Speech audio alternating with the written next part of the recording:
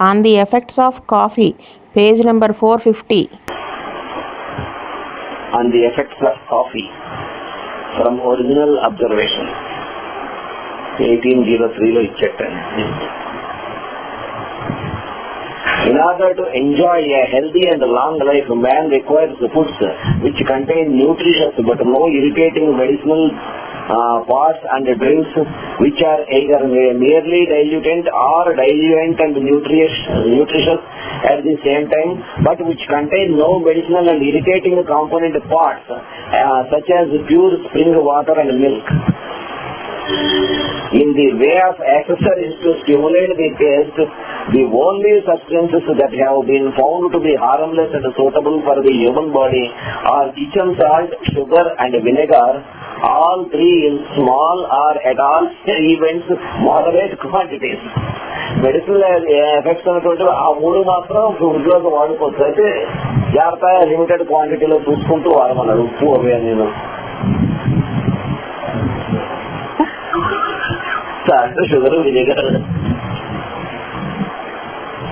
All other accessories, when we term spices, and all spirituous and fermented liquors bear a greater or less resemblance to medicines in their nature. The nearer they resemble medicines, the more frequently and the more copiously they are taken into our bodies, the more objectionable are they, the more prejudicial to health and long life. అంత హారం చేస్తాయి. ఎంత ఇది వీడికో ఈ spices అన్ని కూడా medicinal దానికి బాగా దగ్గరగా ఉండి లార్జ్ క్వాంటిటీస్ లో తీసుకుంటూ ఫ్రీక్వెంట్ గా డైలీ లైఫ్ లో వాటిని యూటిలైజ్ చేసినటువంటి అన్ని కూడా వాటి తాలూకు బ్యాడ్ ఎఫెక్ట్స్ లైఫ్ మీద బాగా లాంగ్ లైఫ్ అనేటువంటి దాన్ని షార్టన్ చేస్తుంది. ఇప్పుడు కాఫీ డ్రింకర్స్ లో వచ్చేటువంటి ఎఫెక్ట్స్ అన్ని రెగ్యులర్ గా తీసుకునే వాళ్ళకి ఎలా అబ్జర్వ్ చేస్తాడో చెప్తున్నాడు. ఏ ప్లాన్స్ లో కాఫీ తాలూకు బ్యాడ్ ఎఫెక్ట్స్ ఉన్నాయో అన్ని ప్లాన్స్ చెప్పాడు. ఇదే ఏ ప్లాన్స్ లో మెంటల్ ప్లాన్ లో ఏమున్నాయి, ఫిజికల్ ప్లాన్ లో ఏమున్నాయి, నర్వస్ ప్లాన్ లో ఏమున్నాయి, అన్ని ప్లాన్స్ లోనూ కాఫీ ఎలా ఎఫెక్ట్ చేస్తుందో ఇచ్చాడు. ఎప్పుడు కాఫీ తాగలేదో ఏంటో మరి.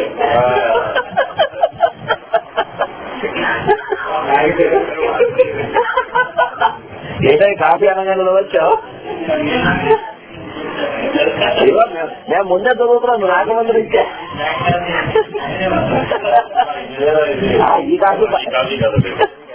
ఈ కాఫీ పర్లేదంట. మరి ఆయన అదే అనలే.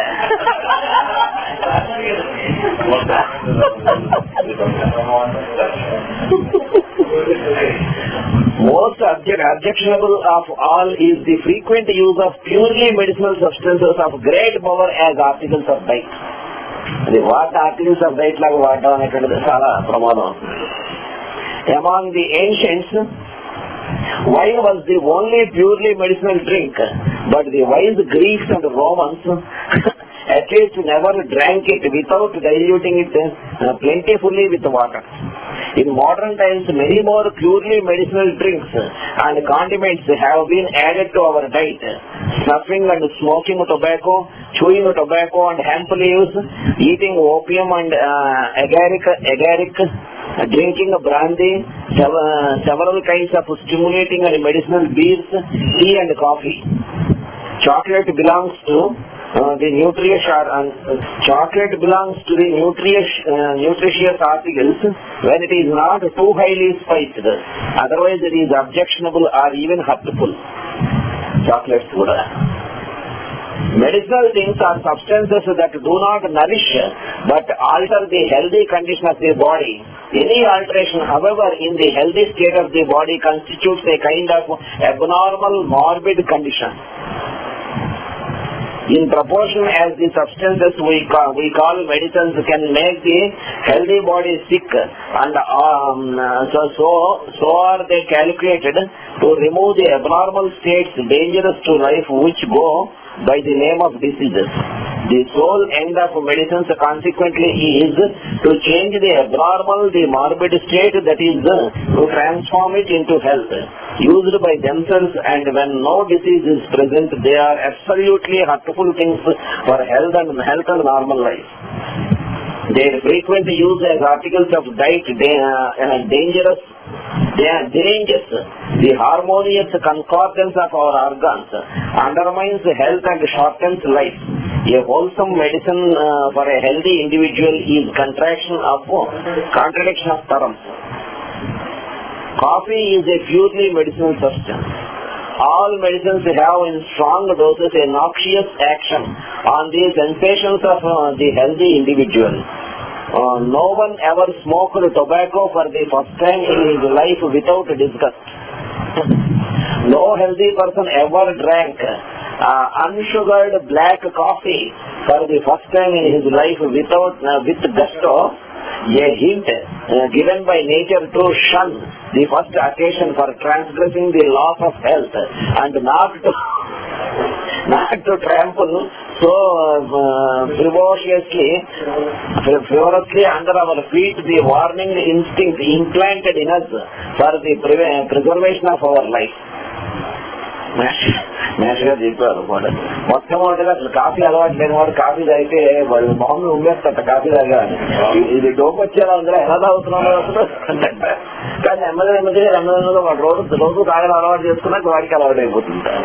అలాగే మొట్టమొదటి ఒక్కప్పుడు వేసుకున్నాడు వాడు మొహాన్ని ఉమ్మేస్తాడు. ఇదేంట్రా ఇది అసలు ఎందుకు వేసుకుంటారా ఎలా తింటున్నారంట. Continuing the use of these medicinal articles of diet were to fashion and example seduce us. A habit gradually extinguishes the noxious impressions that they at first made upon us. మొట్టమొదటి తీసుకున్నప్పుడు ఉన్నటువంటి ఇంప్రెషన్స్ ఏవైతే ఉన్నాయో చాలా ఘోరమైనటువంటి చేదు, చాలా ఘోరంగా ఉన్నటువంటివన్నీ గ్రాడ్యువల్ గా అవన్నీ పక్కన పెట్టేస్తా ఉన్నాయి. They even become agreeable to us. That is to say, the disagreeable impressions their ingestion at first produced do not strike us so much as we go on using them, and their apparently agreeable effects upon our organs of sensation gradually become necessary to us. నెమ్మదిగా అది మనకు అలాగా అలవాటైతే అవి తీసుకోకపోతే ఉండలేని పరిస్థితి అవే కల్పిస్తాయి. The artillery run of mankind esteems even factitious wants as happiness, and gradually associates with their satisfaction the idea of relish. పనికిరాని చాలా హర్ట్ఫుల్ గా ఉన్నటువంటి వాటిని కూడా నెమ్మదిగా అలవాటు చేసుకుని అవును అది మంచిది అలా రిలీజ్ అది అలాగా ఆ టేస్ట్ వేరు ఏదో చెప్పుకుంటాట. Perhaps also inasmuch as by their use we become to a certain degree sickly, our instinct tries from time to time at least to alleviate this indisposition occasioned by the continued use of these medicinal articles of diet by means of the palliative relief which they are capable of affording to the malady produced from time to time by themselves. బాగా విసుగ్గా ఉంది, బాగా extortion గా ఉంది, బాగా తలనొప్పిగా ఉందంటే మంచి కాఫీయో మంచి టీయో అయితే అబ్బా ఎంత బాగుంది అన్నటువంటి దాని దగ్గర నుంచి వాడికి నెమ్మదిగా అలా ముందుకు వెళ్ళిపోతారు. In order to understand this proposition, we must take into consideration the fact that all medicines produce in the body conditions the opposite of one another. Their commencing action, primary action, is the direct opposite of the secondary action, that is, of the state they leave behind in the body when their primary action has ceased some hours. For instance, today jalap powder purchase, and tomorrow and the next day there follows constipation.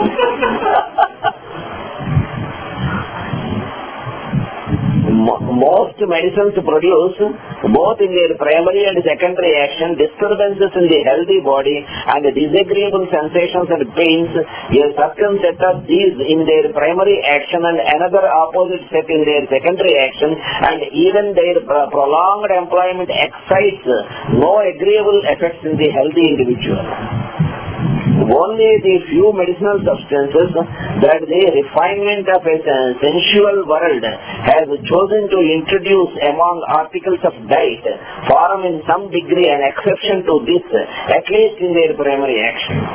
They possess the peculiar property, when continued to be used in moderation, to create in their primary action a sort of artificial exaltation of the ordinary state of health, an artificial exaltation of life, and almost only agreeable sensations, whilst the disagreeable effects their secondary action tends to develop remain for some time of little importance, as long as the individual is pretty well in health and leads in their respects a healthy and natural mode of life.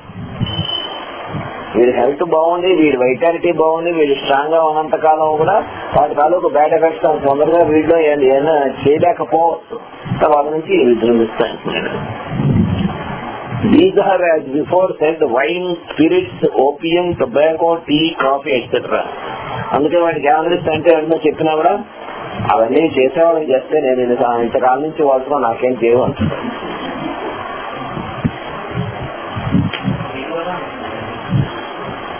ఇవన్నీ tea కూడా చాలా better. Coffee tea రెండిట్లో compare చేస్తే tea better. ఆ రెండిట్లో compare చేస్తే మానేయడం అన్నిటికన్నా బెటర్. మానేయడం. Small class of medicines introduced into our dietary belongs coffee, with its partly agreeable, partly disagreeable effects, both of which, strange though it may appear, and but little known. Its irregular, unrestricted use in ordinary life. Its irregular, unrestricted use in ordinary life, at almost all times of the day, its employment in such various strength and quantity, its preparation under the most dissimilar conditions, its general use by persons of the most various ages and constitutions, of the most different health and habits of life, deprives the observer of all means of seeing its action aright, and makes it excessively difficult to ascertain its true action, and thence to draw pure inferences. So a disc may be covered with cleared characters and words, but all will be unrecognizable if the disc be whirled around with great rapidity. In that case, everything runs together, even to the eyes of the most sharp-sighted. It is only by accurate, prolonged, unprejudiced observation, as free as possible from all sorts of deception, and by carefully tracing back the phenomena to their cause, that we can obtain accurate knowledge respecting the most important of all beverages, coffee.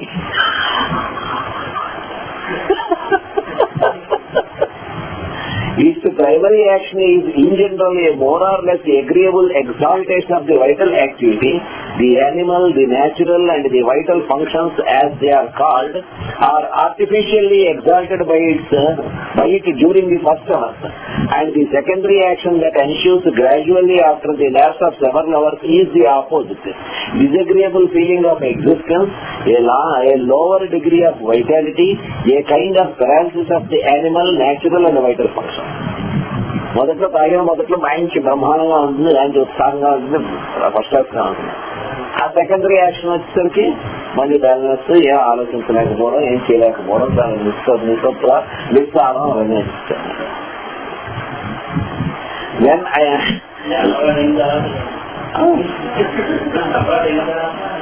Coffee కాకుండా ఉండలేకపోవడం అంటే ఏంటి? ఎవరికైనా సరే ఇప్పుడు కాఫీకి అలవాటు పడిపోయాడు అనుకోండి, వాడు ఏమవుతుంది, కాఫీ తాగాడు పొద్దున బ్రహ్మాండంగా వర్క్ చేస్తాడు, 3-4 hours మళ్ళీ మైండ్ డల్ అయింది, ఇంకో కాఫీ కొట్టరా అంటాడు. ఎందుకని? ఆ ప్రైమరీ యాక్షన్, దాని తాలూకు ప్రైమరీ యాక్షన్ మంచి యాక్టివిటీ, ఉత్సాహం వస్తున్నాయి. అది అయిపోయి దాని సెకండరీ యాక్షన్ ఏమవుతుంది, మళ్ళీ డల్ అయిపోతుంది. When I awake in the morning, writes a gentle consummate coffee drinking lady, I have the power of thinking and the activity of an oyster. When a person unaccustomed to the use of coffee drinks a moderate quantity, or one accustomed to its use drinks an immoderate quantity, for the first hours, the self-consciousness, the feeling of his existence, of his life becomes more lively. He gets a circumscribed redness of the cheeks, a redness which does not become gradually lost in the surrounding parts, but which presents the appearance of a well-defined red spot. The forehead and the palms of the hands become warm and moist.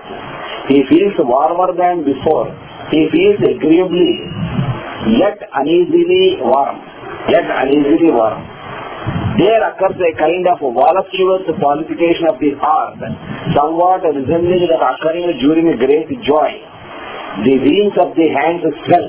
Externally also he is warmer to the feel than natural.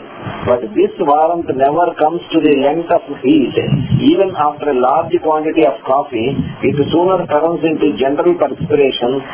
None ever become burning hot. The expressions moderate and immoderate must only be understood in a relative and individual sense. They cannot be defined by fixed magnitude and figures of universal acceptation. Thus, a certain Prince H.C. reared in luxury, who is now dead, required for an allowance every time he drank coffee an infusion of 14 ounces of the roasted bean, whereas we meet with persons who are very strongly affected by a quarter of an ounce. Each person must fix his own standard according to his peculiar corporeal system. One can bear more than another. Moreover, the whole series of agreeable symptoms of the primary action of coffee I have here described does not appear in everyone at all events, not all at once, but only one at a time, some in one, others in another, in this one more, in that few. ఈ లక్షణాలనే Apollo కొన్ని కనిపించవచ్చు. Presence of mind, attention, sympathy become more active than in the healthy natural state. Coffee తాగిన తర్వాత all external objects appear to excite a feeling of pleasure they take on, and if I may be allowed the expression, a joyous varnish, and if the quantity of coffee taken was very great, they assume an almost overpleasuring luster. If the quantity of coffee taken be immoderately great, and the body very excitable and quick, unused to coffee, quite unused to coffee, there occurs a semilateral headache from the upper part of the parietal bone to the base of the brain. The cerebral membranes of this side also seem to be painfully sensitive. The hands and feet become cold. On the brow and palms, cold sweat appears. The disposition becomes irritable and intolerant. No one can do anything to please him. He is anxious and trembling, restless, weeps almost without cause, or smiles almost involuntarily. After a few hours, sleep comes on, out of which he occasionally starts up in a fright. I have seen this rare state 2 or 3 times. During the first hours, the coffee drinker smiles contented with himself. Contented with himself and with all external objects, and this property it was that mainly tended to make coffee a social beverage. All the agreeable sensations communicated are speedily increased to enthusiasm, though only for a short time. All sorts of disagreeable recollections or disagreeable natural feelings cease during this kind of blessed fever. In the healthy natural states of the human being, left to themselves, disagreeable sensations must alternate with agreeable ones. This is the wise arrangement of our nature. During the primary action of this medicinal beverage, however, all is delight, and even those corporeal functions which in the natural state of health are accompanied by an unpleasant sensation almost bordering on pain are now performed with extreme ease, almost with a kind of pleasure. Coffee తాకముందు ఏదైనా కొన్ని పనులలో stress అయిపోయి సమయం చేయలేకపోవడం అటువంటి ఉన్నా ఈ coffee తాగిన తర్వాత మంచి ఈజీగా హాయిగా సంతోషంగా ప్లెజర్గా జాయిగా చేసేసుకుంటారు.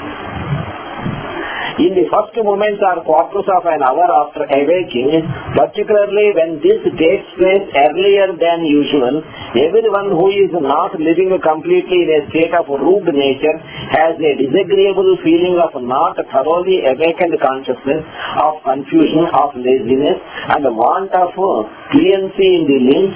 It is difficult to move quickly. Reflection is a labor. But see, coffee removes this natural disagreeable sensation, this discomfort of the mind and body almost instantaneously. We suddenly become completely alive. లేచిన వెంటనే ఒళ్ళంతా పట్టేసినట్టు బద్ధకంగాను చాలా అనీజీగా mind పనిచేయనట్టుగా confusion గా ఇలా ఉన్నటువంటి వాళ్ళందరూ కూడా వాడు కాఫీ తాగితే వెంటనే వాడికి మార్పు వస్తుంది. అంటే జనరల్ బెవరేజ్ అయిపోయింది అనుకుంటారు. After completing our day's labor, we must, in the course of nature, become lazy. A disagreeable feeling of weight and weariness in our bodily and mental powers makes us ill-humored and cross and compels us to give ourselves up to the requisite rest and sleep. This crossness and laziness, this disagreeable weariness of mind and body on the approach of the natural sleep rapidly disappears on taking this medicinal beverage, and a dispersion of sleepiness and factitious liveliness, a wakefulness in defiance of nature occurs. మనం strain అయ్యి రాత్రి పడుకునే టైంకి ఎలా ఉంటుంది, exhausted గా పడుకున్నాలి, rest తీసుకున్నాలి అని అనిపించి పడుకుని నిద్రపోతాం. దీనికి ఏమవుతుంది, అది కూడా పోయి అప్పుడు కూడా లైవ్లీగా ఉన్నట్టుగా ఫీల్ అవుతాడు. అదే గ్రాడ్యువల్ నిద్ర తగ్గిపోతుంది. Second day accept in order to live we require food, and see, nature compels us to seek it and to replace what has been lost by hunger or gnawing uncomfortable sensation in the stomach, a tormenting longing for food, a quarrelsome crossness, chilliness, exhaustion, etc. అప్పుడు ఆహారం తీసుకునే టైంకి ఇవన్నీ వస్తాయి కదా, లోపల ఖాళీ అయిపోయినట్టు, వీక్గా అయిపోయినట్టు, ఏదో లాగేస్తున్నట్టు, తిందామని పెట్టడం, ఇవన్నీ అనిపిస్తాయి. అవన్నీ దేనివల్ల నేచర్ మనం క్రియేట్ చేస్తుంది కాబట్టి మనం మళ్ళీ తింటాం లోపల కావాల్సింది. Not less uncomfortable is the feeling of thirst, nor is it less a wholesome provision of nature. Besides the longing desire for liquids which our body needs for its restoration, we are tormented by a dryness of the throat and mouth, a dry heat of the whole body that to a certain extent impedes the respiration, a restlessness, etc. దాహం వేయడం కూడా అంతేగా, nature పెట్టినట్టు లోపల దానికి. We drink coffee and see. We feel but little or nothing more of the painful sensations of hunger, nor of the anxious longing sensation of thirst. కాఫీకి అలవాటు పడిన వారికి ఆ నేచర్ పెట్టినట్టు ఆ ఆకలి పోతున్నాడు, ఆ దాహం పోతున్నాడు. వేటి కోసం అయితే నేచర్ వీడికి పెట్టినా అవిపోతాడు first. Genuine coffee drinkers, especially those ladies addicted to its use, who are deprived of the opportunity of recovering from the bad effects of this drink by occasional exercise in the open air, experience little or nothing more of the real sensations of hunger and thirst. పోతాయి అన్నది. సరైన ఆకలి, సరైనటువంటి దాహం, అవన్నీ కూడా natural గా ఉండేటువంటి పోతాయి. In this case, the body is cheated of its nutriment and drink, and the cutaneous vessels are at the same time unnaturally forced to absorb from the atmosphere as much moisture and is requisite to carry on the functions of life. Confirmed coffee drinkers pass much more urine than the quantity of fluids they drink. ఆ రెండు వాడు తాగిన దానికి వాడు pass చేసే యూరిన్కి బాగా observe చేసి చెప్పాడు. తర్వాత ఎక్స్పీరియన్స్ అదేంటి The most natural demands of nature are stifled. Thus they gradually approach thanks to the divine beverage, to the condition of the blessed spirits above, a true commencement of the beatification here below.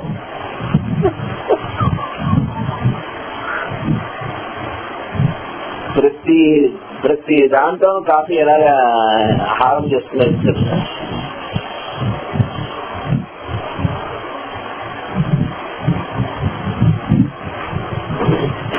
All bountiful preserver of all living beings made the healthy man feel uncomfortable on taking exercise immediately after having satisfied his appetite with food. తినాలంటే exercise చేస్తే confident గా ఉంటుంది. అట్లా కూడా ఉంటారని భగవంతుడు అలా చేశారు తినాలంటే. అందుకే మరి యోగాసనాలు కానీ యోగా కానీ చేసేది అండర్స్టాండ్ ఏమైనా అనుకుంటారు. This uncomfortable feeling was intended to compel us to leave off our business and to rest both the body and the mind, in order that the important function of digestion might be commenced undisturbed. A lassitude of the body and mind, a constriction in the region of the stomach, a kind of disagreeable pressure, a fullness and a tension in the abdomen, etc. on taking exercise remind us when we attempt to exert our energies immediately after a meal of the rest and that is now required. And if we attempt to exercise our thinking faculty, there occurs a lassitude of the mental power, a dullness of the head, a coldness of the limbs, accompanied by warmth of the face, and a oppressive sensation in the stomach, combined with a disagreeable sensation of tension in the abdomen, becomes still more intolerable, proving that exerting the mental power at the commencement of the process of digestion is more unnatural and more hurtful than even exertion of the body.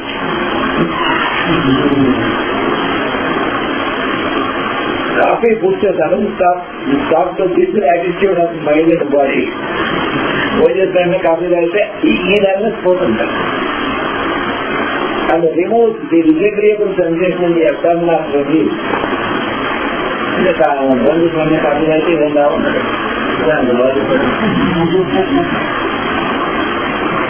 The more refined government drink it immediately after dinner, and they obtain this unnatural effect in a hurry. The more refined governments drink it immediately after dinner, and they obtain this unnatural effect in a high degree. They become gay and feel as light as though they have taken little or nothing into their stomach. నేను చదవలేదు లేదా చాలా కొద్దిగా తిన్నానంత hobby feeling వస్తుంది. The wise regulator of our nature has also sought to compel us by disagreeable sensations to evacuate the accumulated excrement. There occurs an intolerable anxiety conjoined with a no less disagreeable feeling of straining, whereby all the agreeable sensations of life are put to a stop to and as it were swallowed up in it until the evacuation is commenced. It is a necessary part of our nature that there should be some effort in the expulsion of the excrement.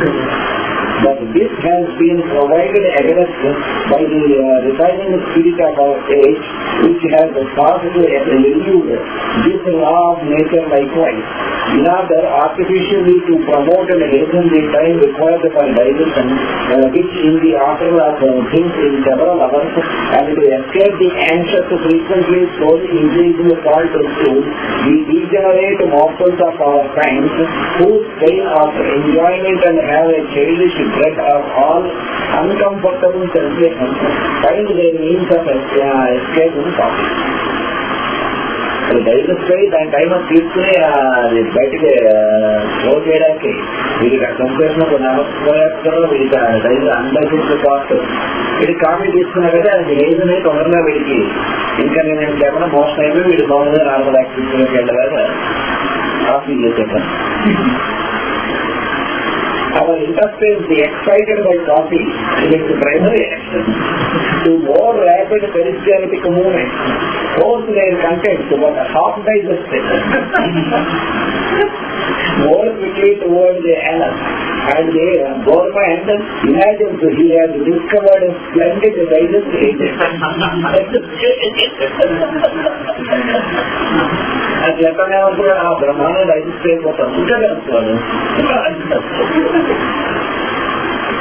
But the liquid kind which serves to nourish the body can in this short time neither be properly altered, digested in the stomach, nor sufficiently taken up by the absorbents in the intestinal canal, and the mass passes through the unnaturally active bowels without passing to more than the half of its nutritious particles for the supply of the body, and arrives at the excretory orifice still in a half liquid state. Of a truth, a most excellent digestive agent for surpassing nature.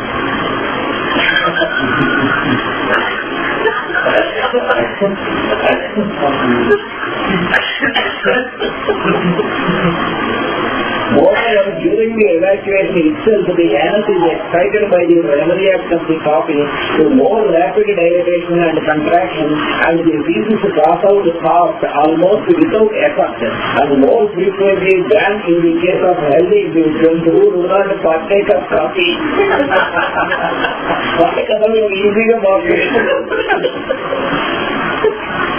These and other natural pains and disagreeable sensations which are a part of the wise ordering of our nature are diminished and rendered almost unnoticeable by the primary action of coffee, and the disastrous effects of this are not perceived or even dreamt of.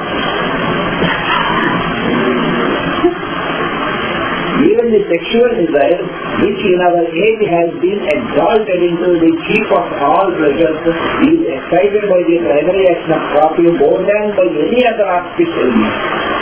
As quick as lightning, there arise voluptuous images in the mind from very moderate exciting cause, and the excitation of the genitals to complete ecstasy becomes the work of a few seconds. The ejaculation of semen is almost irrestrainable. The sexual desire is excited by coffee from 10 to 15 years too soon. In the tenderest, immaturest age in both sexes, a refinement that has the most perceptible influence on our mortality and mortality, not to speak of the earlier importance that follows as a natural consequence therefrom. Enjoyment is the cry of our age. Liquor, uninterrupted enjoyment of life at whatever cost.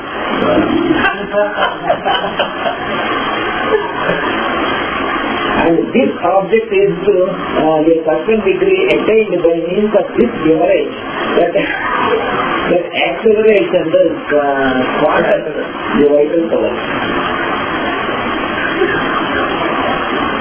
Thank you, Ravi.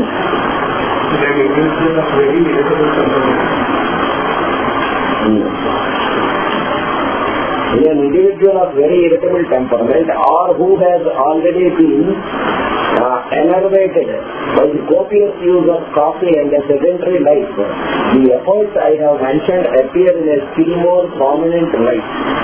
Every unprejudiced person must perceive in the corporeal development and the sensations affected by coffee something unnatural and overstimulation. An excessive sensitiveness or a greatly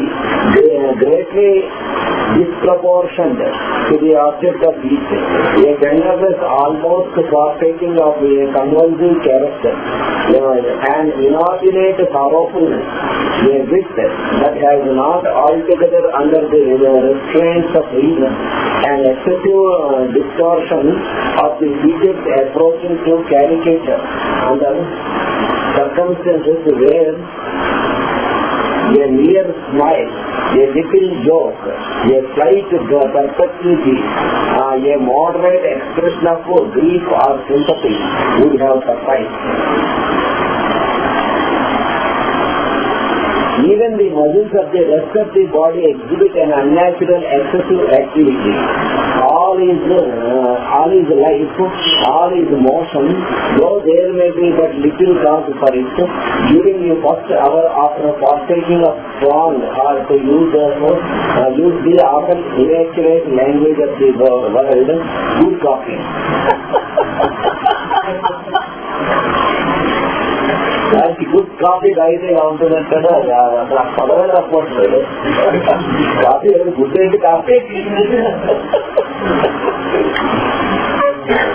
The ideas and the pictures of the fancy flow in a rapid succession and in a continuous stream before the seat of the imagination and the sensation in the brain, and artificially accelerated, artificially exalted life. Artificially accelerated, artificially exalted life.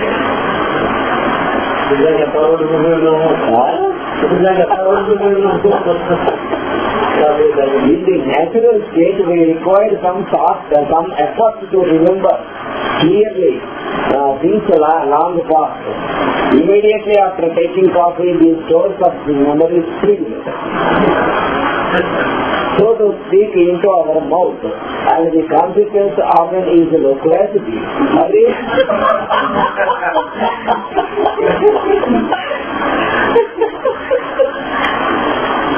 Loquacity, hurried chattering.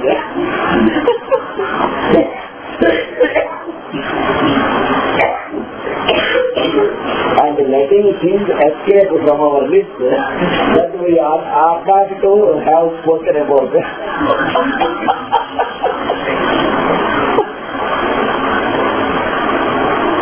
Moderation and purpose are entirely abandoned.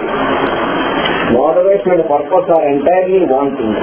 The cold considerate earnestness of our forefathers, the firm steadfastness of will, of resolve and of judgment, the endurance of the not rapid but powerful movement of the body adapted to the object in view, but used to constitute the original nature and national character of the Germans, and the whole sublime original stamp of our descent disappears before this medicinal beverage.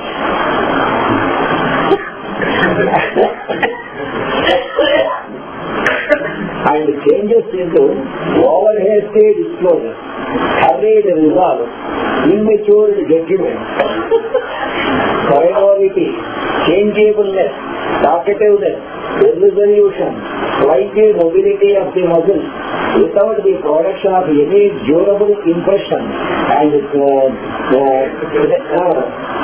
theatrical behavior.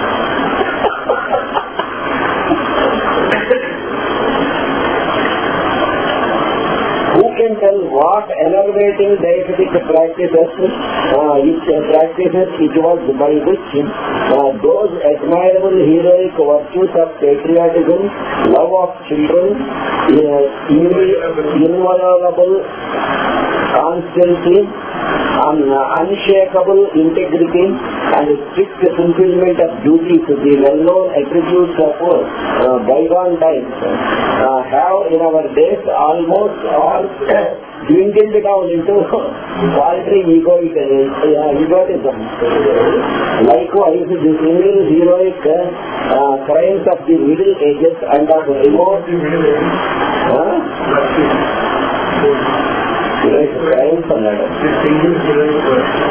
likewise, the single heroic crimes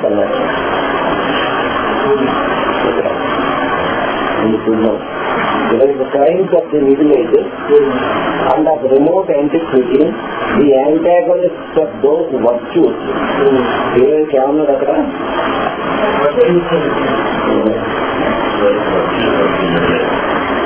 ಅವನು ಚಂದ್ರಕಾಂತ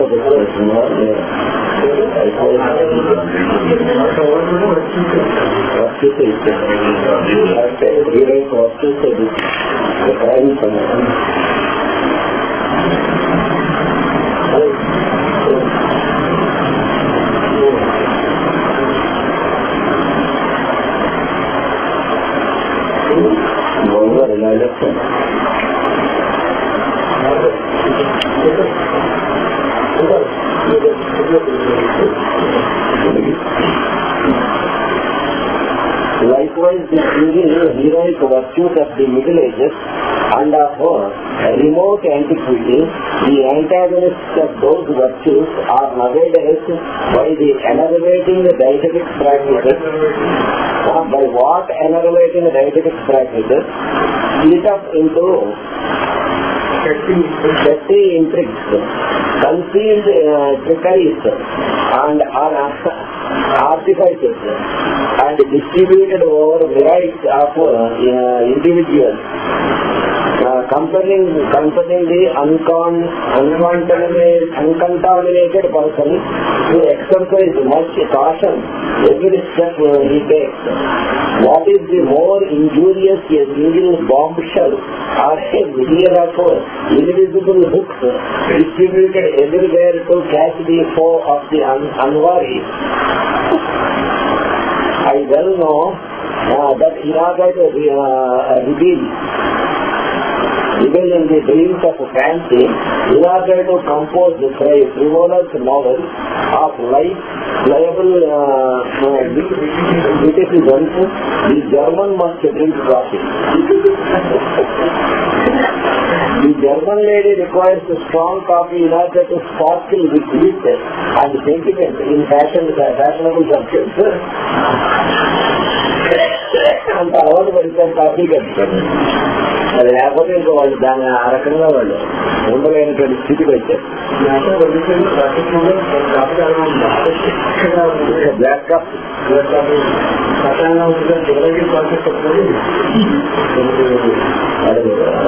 అందరూ కూడా coffee అంటే black coffee the ballet dancer, the improvisator, the conjurer, the juggler, the sharper, and the keeper of air, ferrogant, all require coffee, and likewise the fashionable musician for his dizzy rapidity of execution, and the omnipresent fashionable physician to enable him to rush through his 90 visits to a corner.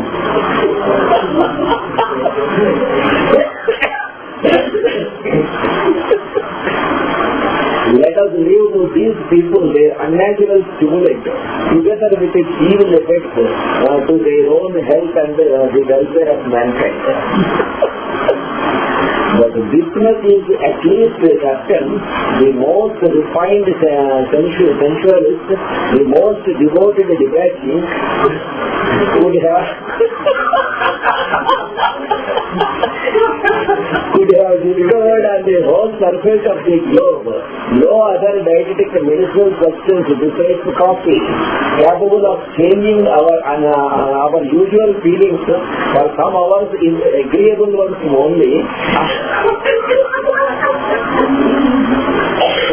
producing us for some hours rather jovial, even a petulant gaiety, a livelier wit, an exalted imagination above what is natural to our temperament, of quickening the movement of our muscles to a kind of trembling activity, of spurring on the ordinary quiet pace of our digestive and excretory organs to double velocity, of keeping the sexual practice in an almost involuntary state of excitation, of silencing the useful pangs of hunger and thirst, of banishing blessed sleep from our weary limbs, and of artificially producing in them a kind of liveliness when the whole even a kind of liveliness when the whole creation of our hemisphere fulfills its destiny by enjoying the refreshing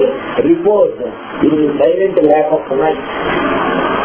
అని చిన్న footnote ఇచ్చారు. అంటే certain extent tea also.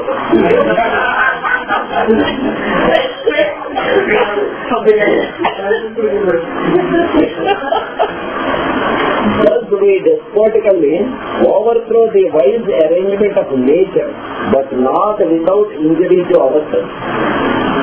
When the first transient effect of coffee has departed after a few hours, there follows gradually the opposite state, the secondary action.